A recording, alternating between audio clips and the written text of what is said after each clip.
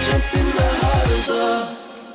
بالنسبة برضو للأخبار الخدمية من شركة مياه الشرب بالقاهرة، أعلنت أنه نظرا لتحويل مسار خط المياه قطر 800 ملم بميدان حدائق القبة لصالح أعمال الشركة الوطنية للطرق، الأمر هيترتب عليه انقطاع المياه عن مناطق، اسمعوا بقى، جامعة الأزهر ومساكن امتداد رمسيس 1 و2، مساكن المهمات، مساكن إيديال والجبل الأخضر بطريق الأوتوستراد، منطقة استاد القاهرة، أرض المعارض، قاعة المؤتمرات ونادي الزهور. وهيبقى في ضعف المياه عن منطقة عمارات التوفيق، وده هيكون اعتبارا من الساعة 10 مساء النهاردة، مساء يوم الاثنين النهاردة، لغاية الساعة 6 الصبح ليوم الثلاث الموافق 30/1 ولمدة 8 ساعات.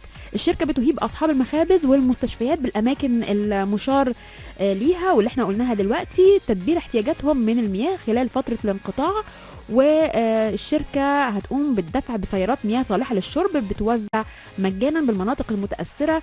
في حالة ان انت عايز العربيات دي تكون متواجدة، تكلم الخط الساخن 125 او عن طريق خدمة الواتساب على رقم 012 0 3 6 5 1 2 5 0120 6 6 6 5 1 2 5.